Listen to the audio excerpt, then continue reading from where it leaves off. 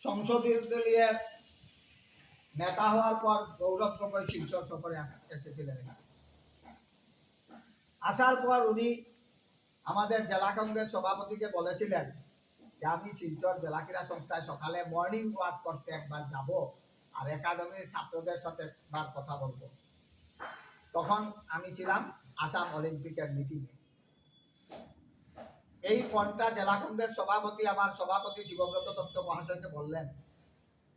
উনি আমাকে জিজ্ঞেস করলেন কি ব্যাপার, অতনু কি করা? আমি তো বাইরে ছিলাম। আমি বললাম একজন এমপি, ভারতবর্ষের পার্লামেন্টের দ্বিতীয় সারির নেতা, উনি যদি এখানে আসেন আমার জেলা ক্রীড়া সংস্থায় ভ্রমণ, স্নাতক ভ্রমণের জন্য মাঠে ঢুকেন আর একাডেমির বাচ্চাদের যদি কথা বলেন, কি দোষ আছে?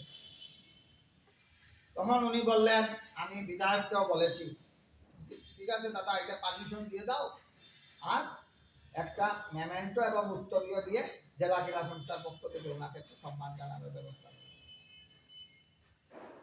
বাস হয়ে গেল।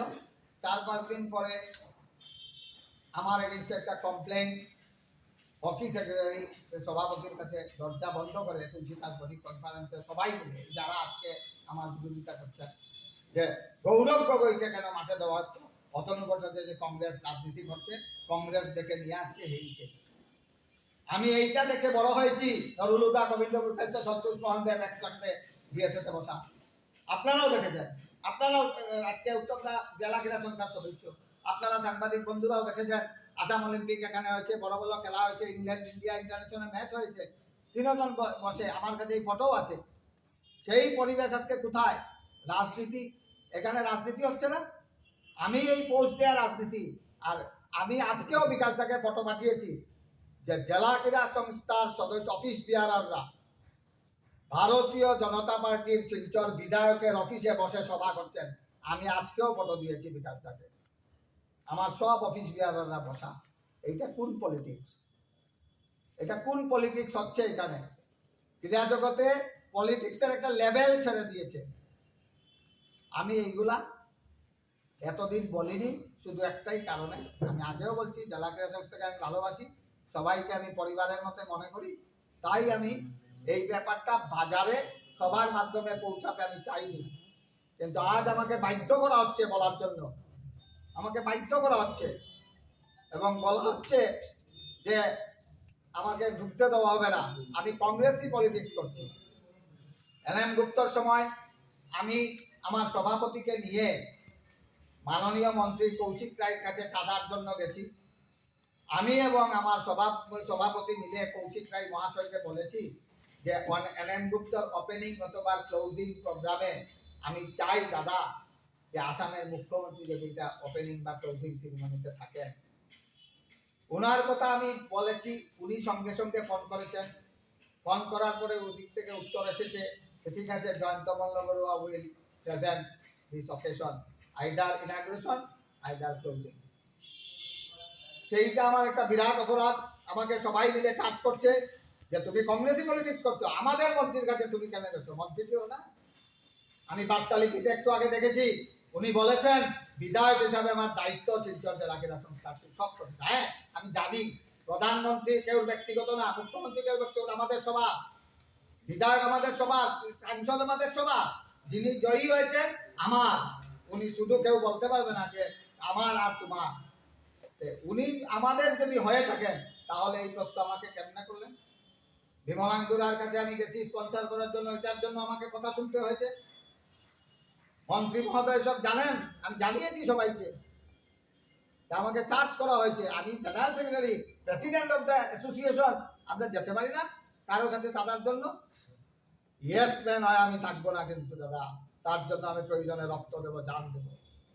আমি কারো ইয়েস ম্যান হয়ে থাকবো না। এটা আমার পলিটিক্যাল ইতিহাসে অনেকে জানেন। আমাকে এইভাবে দাবানো যাবে না। বলা হয় ঘাট ধরে বের করে দাও, বের করো ঘাট ধরে। এইভাবে প্রত্যেক দিন আমি শুনি। আর এই অঞ্চলের স্বনামধন্য কিছু ক্রীড়া ব্যক্তিত্ব ওদের সাথে কিভাবে সহযোগিতা করে যাচ্ছেন আমার আশ্চর্য লাগে, আমার ঘৃণা হয় ওদের প্রতি। আমি ছোটবেলা থেকে শুনেছি যে জেলা ক্রীড়া সংস্থার কিংবদন্তি কয়েকজনের নাম, এর মধ্যে আমার এই বডিতে 2-4 জন কর্মকর্তা ওনারা এইভাবে করে যাচ্ছেন। আরো শুনতে পাচ্ছি যে আমি নাকি একা একা সব সিদ্ধান্ত নেই। প্রতিটা অফিস বিয়ারার গ্রুপে আমি প্রতিটা স্ক্র্যাপ আমি জানানো হয়। কাল আমি একটা কথা শুনলাম যে আমি মাননীয় রবীন্দ্র ব্রডকাস্টের সুখবার্তা নিয়ে সভাপতিকে নিয়ে চলে গেছি, কাউকে বলিনি। তার আগে আমি একটা কথা জানাই, আমি যেই দিন জেলা ক্রীড়া সংস্থা ময়দানে রবীন্দ্র ব্রডকাস্ট মরদেহ নিয়ে আসে এখানে রাখা হয়, সেই দিন আমি গ্রুপে মেসেজ দিয়েছি সবাই এই সময় আসবেন, এসে আমরা একসাথে ওনাকে সুখবার্তা জানাবো, আমাদের পতাকা অর্ধনিমিত রাখবো। আমি এসে দেখি আমার কোষাধ্যক্ষ রাতে জেলা ক্রীড়া সংস্থা লেখে একটা উত্তরীয় আর তুরন ফুলের নিয়ে উনি কয়েকজনকে নিয়ে চলে গেছেন এখানে। এইসব ডিফারেন্স কে আনছে? আমার সাথে ঝগড়া থাকতে পারে, তার জন্য জেলা ক্রীড়া সংস্থা কেন ভুগবে? ওদেরকে ডাকলে কোনো অনুষ্ঠানে ওনারা আসেন না। আমার ইনডোর সেক্রেটারিকে আমি আজকের থেকে মাস দেড়েক আগে একদিন ফোন করে বলেছি, ইনডোরের রাহুল দে কোচ 40,000 টাকার মতো টাকা চুরি করেছে, আপনি একটু আসুন। উনি আসছি বলে আর আসেন নাই। সঙ্গে সঙ্গে আমি দুটা ছাত্র ওরিয়েন্টাল স্কুলকে ধরে নিয়ে আসছি, সিসি ক্যামেরায় দেখে যে ওদের রেজিস্ট্রেশন নাম্বার নাই, ওরা রেজিস্টার না, আমার একাডেমিতে কোচিং করছে। ওদেরকে বলছি তোমার মানি সিট দেখাও। মানি সিট দেখানোর পরে বলে আমরা তো রাহুল স্যারকে টাকা দিই গত 8 মাস থেকে।